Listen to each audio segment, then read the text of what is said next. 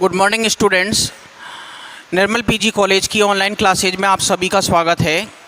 मैं पारितोष शर्मा, माइसेल्फ पारितोष शर्मा। हम BSc third year का बॉटनी का third paper biotechnology and utilization of plants को स्टडी कर रहे थे और प्रीवियस लेक्चर के अंदर हमने आरडीएनए टेक्नोलॉजी में काम में आने वाले कुछ वाहकों के बारे में देखा था। ठीक है ना, आरडीएनए टेक्नोलॉजी में काम में आने वाले कुछ वाहकों के बारे में देखा और हमने ये देखा कि आरडीएनए टेक्नोलॉजी में काम में आने वाले वाहक जो वर्तमान समय में काम में लिए जा रहे हैं उनमें से एक तो है जो सबसे ज़्यादा फेमस है, वो है प्लाज्मिड। वो हमारा कौन सा है? प्लाज्मिड है। ओके, तो हमने प्रीवियस लेक्चर के अंदर हमने क्लोनिंग वेक्टर्स के बारे में देखा और क्लोनिंग वेक्टर्स के बारे में हमने ये देखा था कि वर्तमान समय में काम में लिए जा रहे जो वाहक हैं, वर्तमान समय में जो काम में लिए जा रहे वाहक हैं वो हमारे पास कौन कौन से थे। वर्तमान समय में काम में लिए जाने वाले वाहक हमारे पास वर्तमान समय में काम में लिए जाने वाले जो वाहक थे वो एक तो था हमारा ई कोलाई बैक्टीरिया का प्लाज्मिड। कौन कौन से थे? पहला तो था हमारा ई कोलाई बैक्टीरिया का प्लाज्मिड। कौन सा था पहला? ई कोलाई बैक्टीरिया का प्लाज्मिड, ई कोलाई बैक्टीरिया का प्लाज्मिड। दूसरा था हमारा ई कोलाई बैक्टीरिया के प्लाज्मिड के अलावा दूसरा था हमारा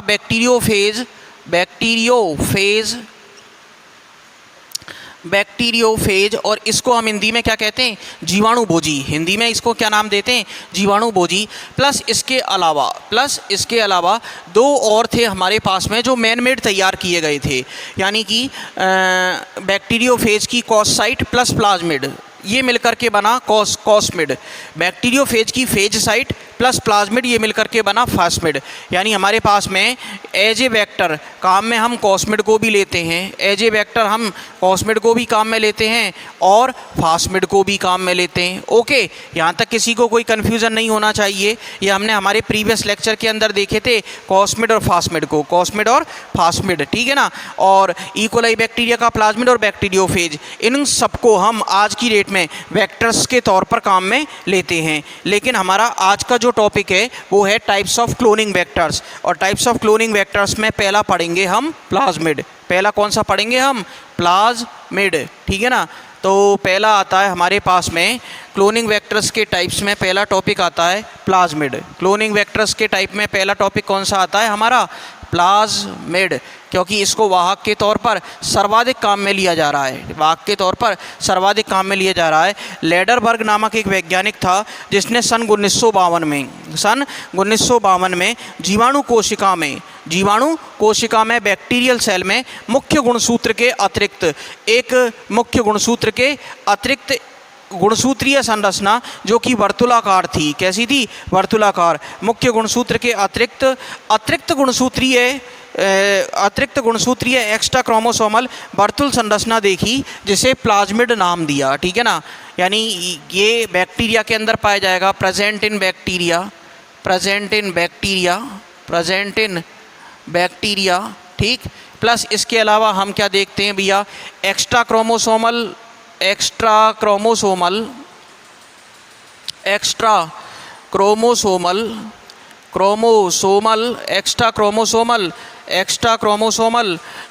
सर्कुलर स्ट्रक्चर थी। एक्स्ट्रा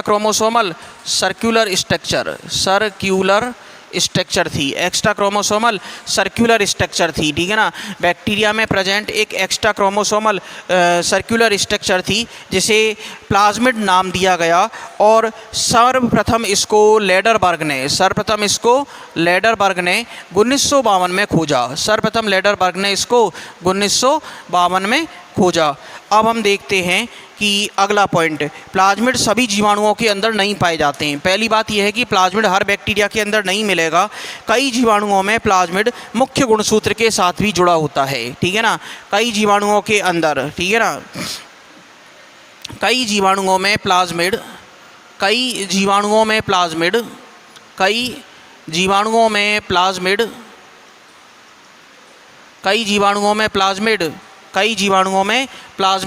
मुख्य गुणसूत्र के साथ जुड़ा होता है। ठीक है ना। मुख्य गुणसूत्र के साथ जुड़ा होता है। मुख्य गुणसूत्र के साथ जुड़ा होता है। मुख्य गुणसूत्र के साथ जुड़ा होता है। जब ऐसी कंडीशन हो कि प्लाज्मिड मेन जेनेटिक मटेरियल के साथ जुड़ा हुआ हो, मेन जेनेटिक मटेरियल के साथ जुड़ा हुआ हो, तो ऐसे प्लाज्मिड को अधिकाय, तो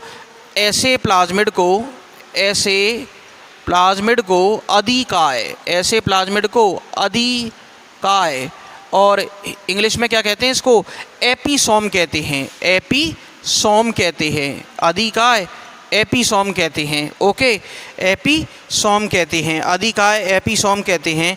प्लाज्मिड, अगला पॉइंट आता है हमारा, प्लाज्मिड जीवाणुओं में कुछ विशिष्ट क्रियाओं का नियंत्रण करता है। प्लाज्मिड जीवाणुओं के अंदर कुछ विशिष्ट क्रियाओं का नियंत्रण करता है।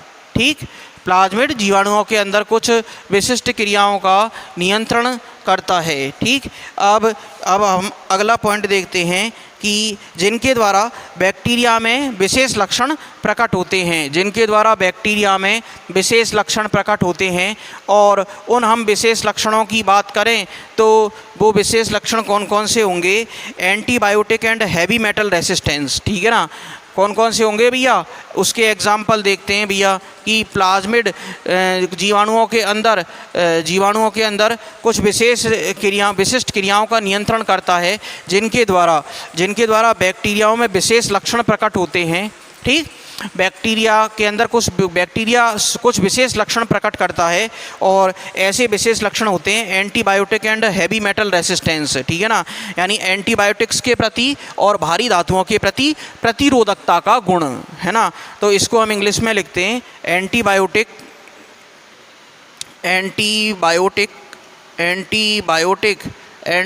हैवी मेटल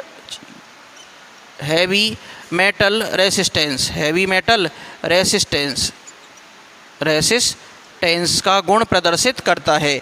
यानी कि प्रतिजैविकों के प्रति और भारी धातुओं के प्रति वो बैक्टीरिया क्या हो जाएगा, प्रतिरोधी हो जाएगा। एंटीबायोटिक्स का असर नहीं पड़ेगा उसके ऊपर। एंटीबायोटिक्स का असर जनरली जो बैक्टीरियाओं के ऊपर पड़ता है ना, वो उनकी सेल वॉल के ऊपर पड़ता है, और जो सेल वॉल डिग्रेड हो जाए या सेल वॉल लेस बैक्टीरिया हो तो उनके ऊपर फिर क्या होगा, एंटीबायोटिक्स का असर नहीं पड़ेगा। भारी धातुओं के प्रति, हैवी मेटल्स के प्रति प्रतिरोधी हो गए।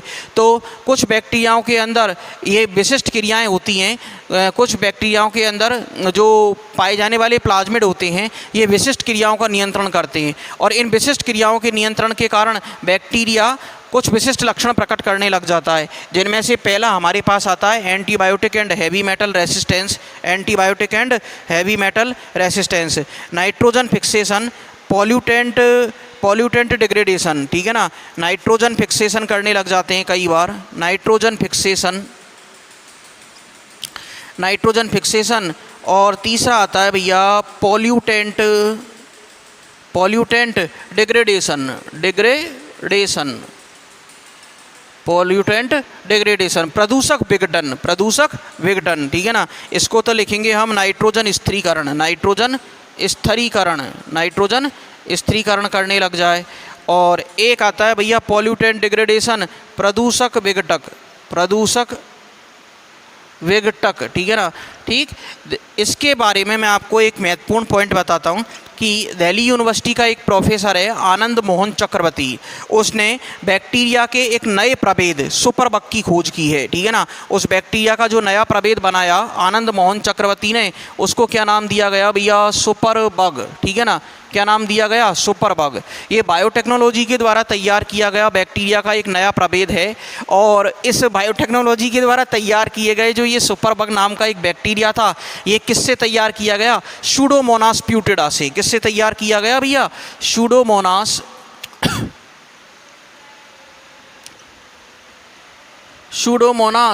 प्यूटिडा से तैयार किया गया। यानी कहने का मतलब सूडोमोनास प्यूटिडा का एक नया प्रभेद तैयार किया। किसने, दिल्ली यूनिवर्सिटी के एक प्रोफेसर हैं आनंद मोहन चक्रवर्ती, जिन्होंने सूडोमोनास बैक्टीरिया का एक नया प्रभेद तैयार किया जिसे नाम दिया गया सुपरबग। अब आप कहोगे सर इसने ये तैयार क्यों किया, यानी इसका क्या इम्पोर्टेंस है। इसका इम्पोर्टेंस ये है कि जैसे समुद्र के अंदर जो शिपिंग वाली कंपनियां होती हैं, तो शिपिंग वाली कंपनियां कई बार क्या होती है कि किसी दुर्घटना के कारण कई बार तेल का एक्सप्लोरेटेशन हो जाता है, यानी तेल फैल जाता है। ठीक है ना, ऑयल उसके अंदर फैल गया समुद्र में, तो ऑयल की कई किलोमीटरों तक एक परत बन जाती है, ऑयल की कई किलोमीटरों तक परत बन जाती है, जिससे जलीय जीव मरने लग जाते हैं, जलीय जीवों के श्वसन संबंधी समस्याएं आ जाती हैं, जलीय वनस्पतियां नष्ट हो जाती हैं, जलीय जंतु नष्ट हो जाते हैं।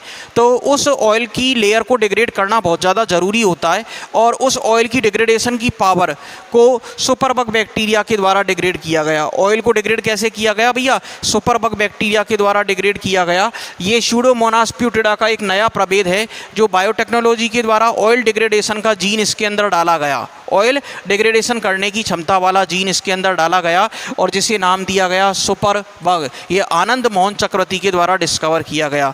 तो ये पॉइंट पॉल्यूटेंट डिग्रेडेशन, यानी जो समुद्र के अंदर जो प्रदूषण फैलता है ऑयल एक्सप्लोरेटेशन के द्वारा, उसके डिग्रेडेशन के लिए एक सबसे बेस्ट एग्जाम्पल हमारे पास स्यूडोमोनास प्यूटिडा का नया प्रभेद सुपर बग है, जो कि दिल्ली यूनिवर्सिटी के प्रोफेसर आनंद मोहन चक्रवर्ती के द्वारा तैयार किया गया, जो समुद्र में की सतह पर फैली हुई तेल की परत को तोड़ता है। ठीक, आगे देखते हैं भैया।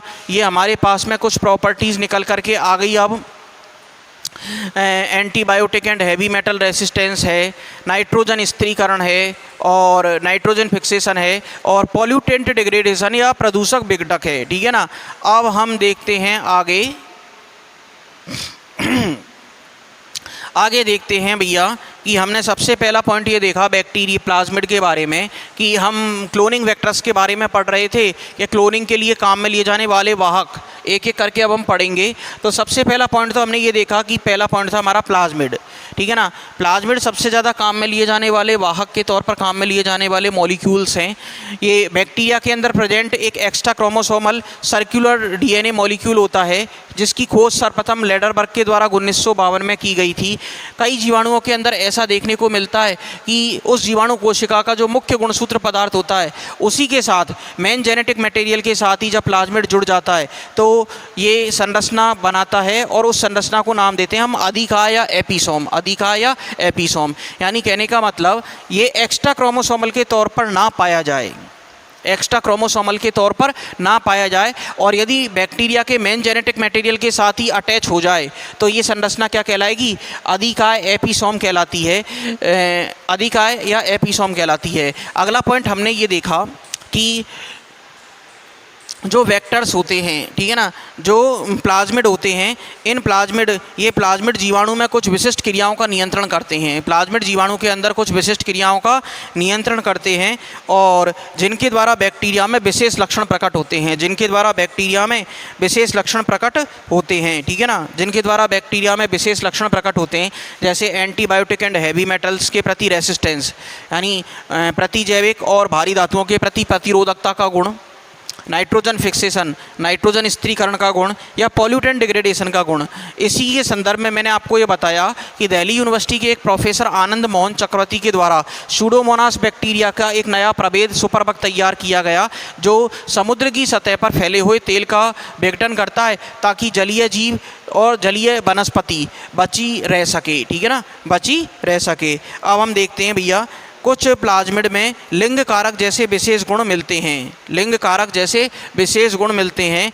ठीक, सेक्स फैक्टर्स जैसे विशेष गुण भी मिलते हैं, जैसे बैक्टीरियल कॉन्जुकेशन का नियंत्रण तथा एक कोशिका से दूसरी कोशिका में स्थानांतरण का गुण। ठीक है ना, एक कोशिका से दूसरी कोशिका में स्थानांतरण का गुण और बैक्टीरियल कॉन्जुकेशन।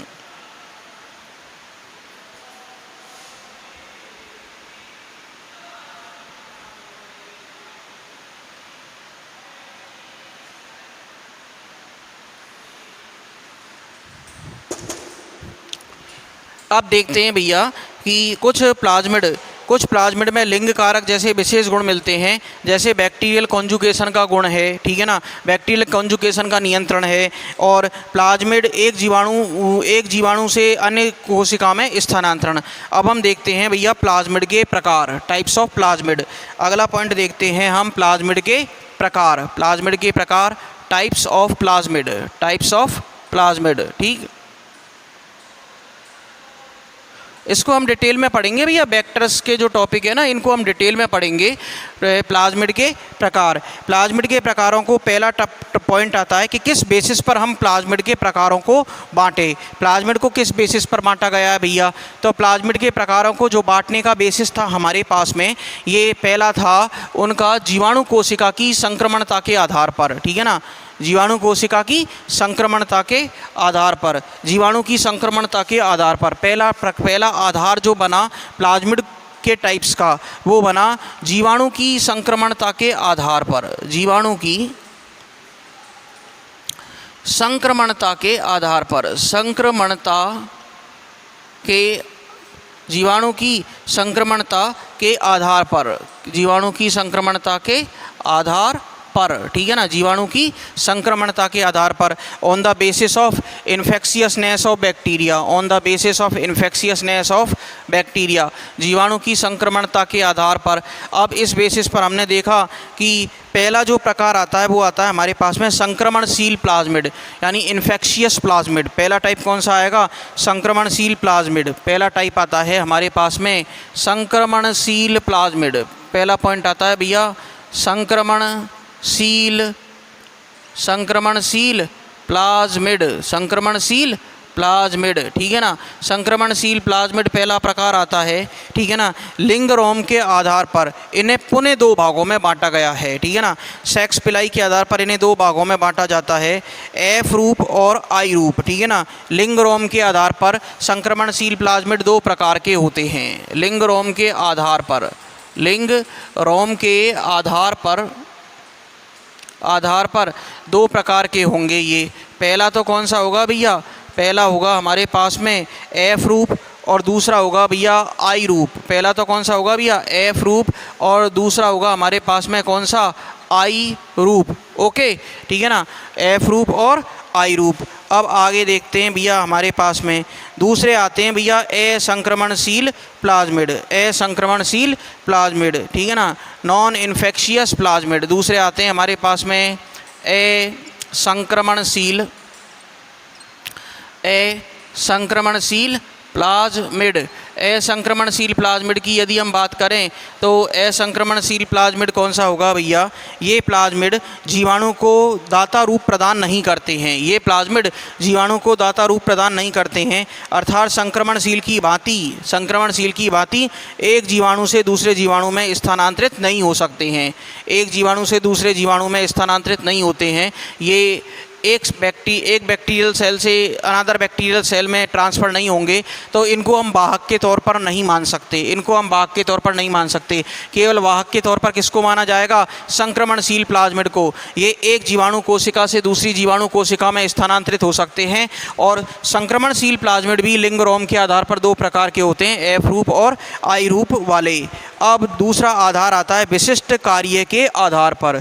दूसरा आधार कौन सा आएगा भैया, पहला था जीवाणु की संक्रमणता के आधार पर, दूसरा आधार आएगा हमारा विशिष्ट कार्य के आधार पर, विशिष्ट कार्य के आधार पर। दूसरा प्रकार आता है भैया हमारा विशिष्ट कार्य के आधार पर, ठीक।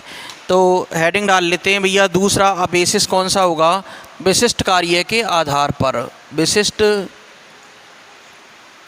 कार्य के आधार पर, विशिष्ट कार्य के आधार पर, विशिष्ट कार्य के आधार पर इसके प्रकार कौन कौन से होंगे भैया।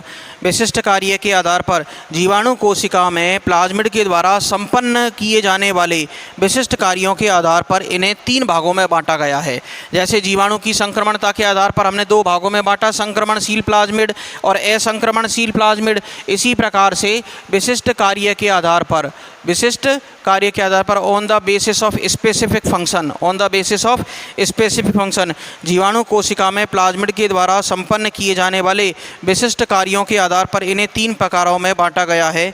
और वो तीन प्रकार जिनके यानी जीवाणु कोशिका में किए जाने वाले विशिष्ट कार्यों के आधार पर जब इनको तीन भागों में बांटा गया तो पहला आता है कोल फैक्टर। पहला टाइप कौन सा आएगा भैया इसमें, कोल फैक्टर। पहला टाइप कौन सा आएगा भैया, कोल फैक्टर, कोल फैक्टर। और इसकी फुल फॉर्म क्या होती है, कॉली। इसी की फुल फॉर्म क्या होती है, कॉलीसिनोजेनिक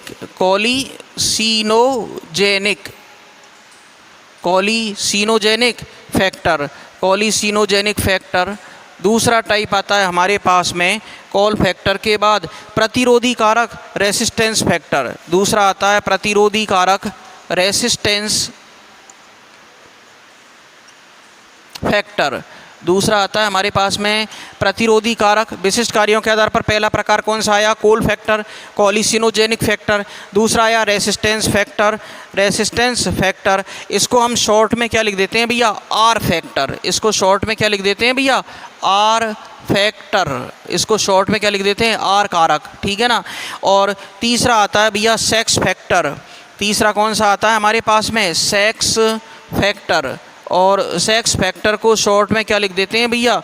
एफ फैक्टर, फर्टिलिटी फैक्टर। इसको एफ से डिनोट करते हैं, एफ फैक्टर, एफ फैक्टर, ठीक है ना, एफ फैक्टर, फर्टिलिटी फैक्टर। अब हम बात करते हैं भैया, पहला आता है हमारे पास में कोल फैक्टर। पहला कौन सा आता है भैया? कोल फैक्टर। कोल फैक्टर यानी कॉलीसिनोजेनिक फैक्टर, कॉलीसिनोजेनिक फैक्टर। इसके बारे में देखते हैं भैया। असंक्रमणशील प्लाज्मिड होता है। क्लियर है भैया? असंक्रमणशील प्लाज्मिड होता है ये। पहली बात तो ये देखो भैया, विशिष्ट कार्य के आधार पर बांटें। प्लाज्मिड जीवाणु कोशिका के अंदर विशिष्ट कार्य करता है, उस आधार पर हमने प्लाज्मिड को 3 भागों में बांट लिया, ठीक है ना। एक पहला प्रकार तो बांटा था जीवाणु कोशिका की संक्रमणता के आधार पर, संक्रमणशील प्लाज्मिड और असंक्रमणशील प्लाज्मिड। तो उस दृष्टि से भी यदि हम इसको देखें तो कोल फैक्टर कैसा होता है? असंक्रमणकारी प्लाज्मिड होता है। कैसा होता है भैया? असंक्रमणकारी प्लाज्मिड होता है। असंक्रमणकारी प्लाज्मिड होता है, ठीक है ना। असंक्रमणकारी प्लाज्मिड होता है जो एक जीवाणु से अन्य जीवाणु में स्थानांतरण एफ कारक की उपस्थिति पर निर्भर करता है। जो एक जीवाणु से दूसरी अन्य जीवाणु कोशिका में स्थानांतरण जो होगा, वैसे तो जनरली क्या होगा, असंक्रमणकारियों का तो स्थानांतरण होता ही नहीं है, लेकिन जो इसका कोल फैक्टर वाले कॉलीसिनोजेनिक फैक्टर वाला जो प्लाज्मिड होगा ना, इसका स्थानांतरण एफ कारक की उपस्थिति पर निर्भर करेगा। इसका स्थानांतरण एफ कारक की उपस्थिति पर निर्भर करता है। यानी एक जीवाणु कोशिका से दूसरी जीवाणु कोशिका में स्थानांतरण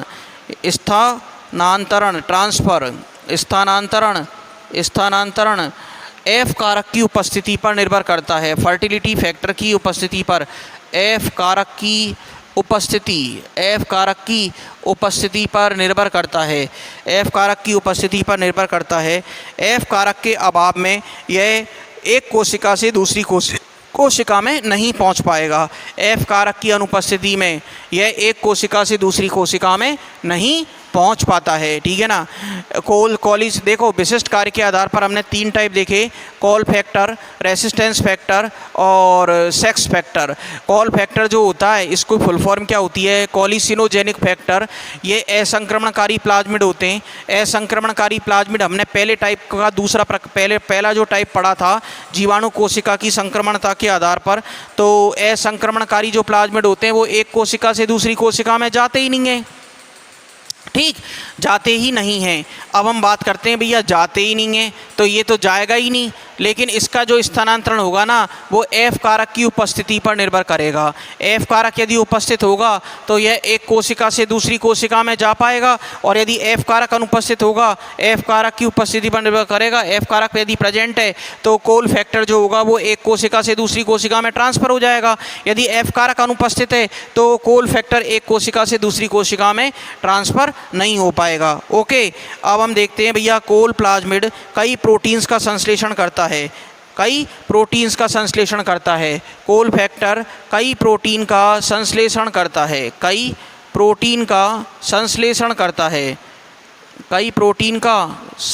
करता है। जिन्हें सम्मिलित रूप से कॉलीसिन